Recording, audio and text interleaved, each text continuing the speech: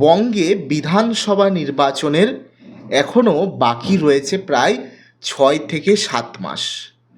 প্রার্থীর তালিকা ঘোষণা থেকে শুরু করে ভোটের দিনক্ষণ ঘোষণা এখনও অনেকটা দিন বাকি।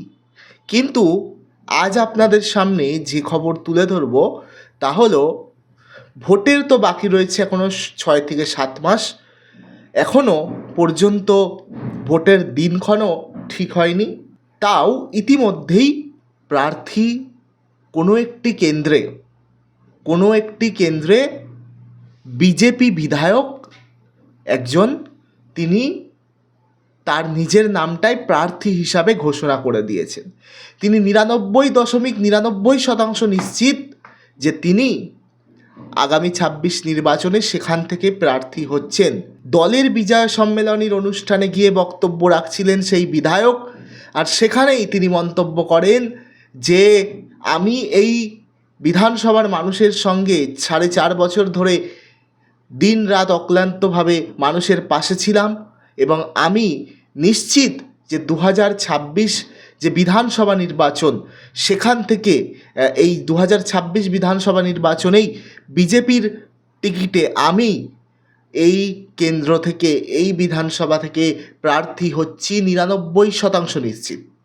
তিনি জনগণের সামনে এই মন্তব্য করেন। কোন বিধায়ক কোন কেন্দ্রে প্রার্থী হবেন সবটাই বিস্তারিত জানাবো। আপনারা দেখছেন N24 টিভি, সঙ্গে রয়েছে আমি সাজিদ।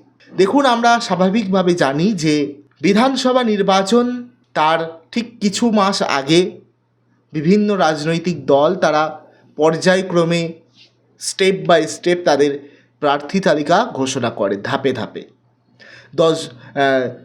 20টা সিট, 50টা সিট, 40টা সিট, এইভাবে করে করে প্রত্যেকটি আসনের প্রার্থী তালিকা ঘোষণা করে এবং সেই প্রার্থী তালিকা চূড়ান্ত করে কিন্তু দলেরই শীর্ষ নেতৃত্ব। কিন্তু আমরা গত দুদিন আগে আমরা দেখলাম যে ময়নার বিধায়ক, ময়না একটি বিধানসভা কেন্দ্র পূর্ব মেদিনীপুর জেলায়, সেই ময়নার বিধায়ক, বিজেপি বিধায়ক অশোক দিন্দা, তিনি বিজয় সম্মেলনী অনুষ্ঠানে গেছেন এবং সেখানে বক্তব্য রাখছেন এবং তিনি সেখানে গিয়ে বলেন যে আগামী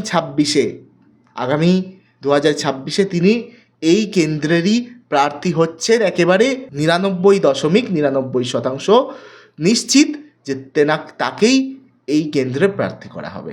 কিন্তু আমরা যেটা জানি, যেটা বলছিলাম, যে দলের শীর্ষ নেতৃত্ব তারাই ঠিক করে এবং দলই চূড়ান্ত সিদ্ধান্ত নেয় যে কোথায় কোন কেন্দ্রে কাকে প্রার্থী করা হবে। তো সেটা নিয়ে রাজনৈতিক চর্চাও কিন্তু এই মন্তব্যে শুরু হয়েছে।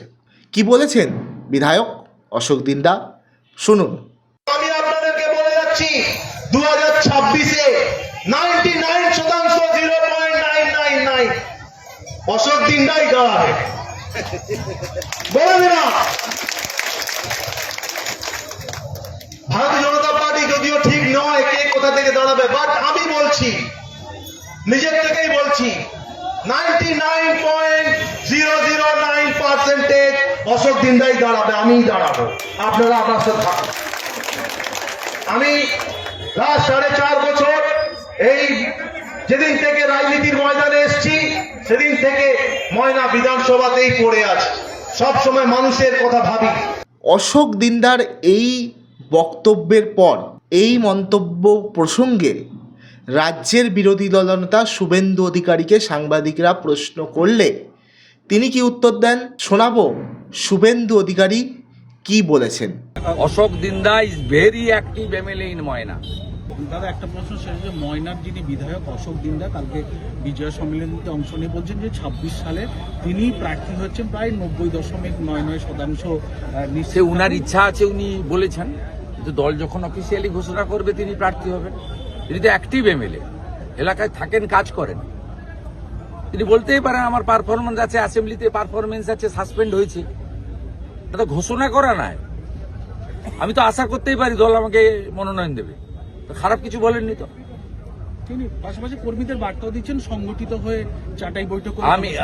আমি কোনো ওই পয়েন্টে ক্লিয়ার করছি, উনি অ্যাক্টিভ এমএলএ, মানুষের সঙ্গে থাকেন, উনার এলাকায় বিধায়কের অফিস রয়েছে, কিছুদিন আগে সরকারকে উনি বলেছিলেন রাস্তা সারাতে সারাইনি বলে নিজে কোমরে গামছা বেঁধে মাথায় ঝুড়ি দিয়ে রাস্তা সারিয়েছেন। বিধানসভায় প্রত্যেকটা অধিবেশনে আমাদের সহযোগিতা করে, উপস্থিত থাকে। গত বিধানসভা অধিবেশনে সাসপেন্ড হয়েছে। তো তিনি তো আশা করতেই পারেন যে এখানে 90% ধরে নিন আমি দাঁড়াবো। তো দলের কাছে আবেদন, জনগণকে বলছি, ক্ষতি কিছু নেই। দল যখন অফিসিয়ালি ঘোষণা করবে তখন তিনি প্রার্থী। আপনিও আশা করতে পারেন আমি সাংবাদিকতা ছেড়ে আমি কোনো রাজনৈতিক দলে যোগ দেব, আমিও ভোটে দাঁড়াবো, আশা করতেই পারেন। তিনি তার আশাটা বলেছেন। তিনি এক্সিস্টিং এমএলএ, তিনি এমন কোনো কাজ করেননি যাতে তাকে দল বদলে দেয়, সেই ধারণা থেকে তিনি বলেছেন। এটাকে প্রার্থী ঘোষণার সঙ্গে বিতর্ক তৈরি করার কোনো কারণ নেই। Ashok Dinda is very active MLA in Moyna. অন্য জগৎ থেকে এসেছে, কিন্তু তিনি মোদিজি এবং রাষ্ট্রবাদের পক্ষে সিনসিয়ারলি কাজ করছেন। শোনালাম রাজ্যের বিরোধী দলনেতা শুভেন্দু অধিকারীর মন্তব্য। শুভেন্দু অধিকারী তিনি বলছেন যে একজন বিধায়ক তার নিজের প্রতি বা দলের প্রতি আস্থা ভরসা থাকতেই পারে যে পুনরায় তাকে সেখানে প্রার্থী করবে, এটা তিনি তার ইচ্ছা প্রকাশ করতেই পারে, এটা ঘোষণা করা নয়, তিনি ইচ্ছা প্রকাশ করেছে। এবার দল চূড়ান্ত সিদ্ধান্ত নেবে। তিনি খুব অ্যাক্টিভ এমএলএ, মানে অশোক দিন্দা হচ্ছে অ্যাক্টিভ এমএলএ। তিনি সর্বদা মানুষের পাশে থাকেন, তিনি নিজের রাস্তার কাজে নেমে পড়েন, এই সমস্ত বিভিন্ন কথা তিনি বললেন। তো শুভেন্দু অধিকারী তিনি বলছেন যে অশোক দিন্দা প্রার্থী হবার ইচ্ছা প্রকাশ করতেই পারে। গত 4.5 বছর যে ওখানে বিধায়ক ছিলেন, মানুষের জন্য কাজ করেছে, সেই হিসাবে জনগণও তাকে চাইছে। সেই হাওয়া বুঝেই অশোক দিন্দা এই মন্তব্য করেছেন, এতে ভুলের কিছু নয় শুভেন্দু অধিকারীর মত। যদিও এই বক্তব্য সামনে আসতেই শুরু হয়েছে রাজনৈতিক চাপানোতর। রাজ্য রাজনীতিতে এখন জোর চর্চার বিষয় হয়ে দাঁড়িয়েছে এই মন্তব্য। রাজনৈতিক বিশ্লেষকদের একাংশ তারা মনে করছে বিজেপির মতো জাতীয় দলে এভাবে নিজেকে নিজে প্রার্থী ঘোষণা করা সাংগঠনিক শৃঙ্খলার অভাবকেই তুলে ধরে। কেউ কেউ বলছেন বঙ্গ বিজেপির সংগঠনের ফাঁকফোকর বহুদিন ধরেই তো স্পষ্ট, দিনদার বক্তব্য তাতে ঘি ঢেলেছে মাত্র। অনেকে আবার বলছে সাম্প্রতিককালে বঙ্গ বিজেপিতে অনুপ্রেরণার ঘাটতি এবং দলীয় নেতৃত্বের অভাব চরম পর্যায়ে পৌঁছেছে। সেই প্রেক্ষাপটে নিজের অনুগামীদের মনোবল বাড়াতেই অশোক দিন্দা এরূপ মন্তব্য করে থাকতে পারেন। রাজনীতির ময়দানে সামনে থেকে নেতৃত্ব দেওয়ার জন্যই হয়তো নিজেকে প্রার্থী হিসাবে মানে নিজের প্রার্থী হওয়াটা নিশ্চিত করতে চাইছেন অশোক দিন্দা। যদিও এই সমস্ত বিষয় নিয়ে তৃণমূল কংগ্রেস তারা আমল দিতে নারাজ। তৃণমূল কংগ্রেস তাদের নিজেদের আত্মবিশ্বাসের ওপরই আস্থা রাখছে। তৃণমূল কংগ্রেসের মতে রাজ্যে যে উন্নয়ন, সেই উন্নয়নই আসন্ন নির্বাচনে তাদের প্রধান অস্ত্র হবে। বিজেপির এই সমস্ত ছোটোখাটো বিষয় নিয়ে তাদের মাথা তারা ঘামাতে পছন্দ করে না।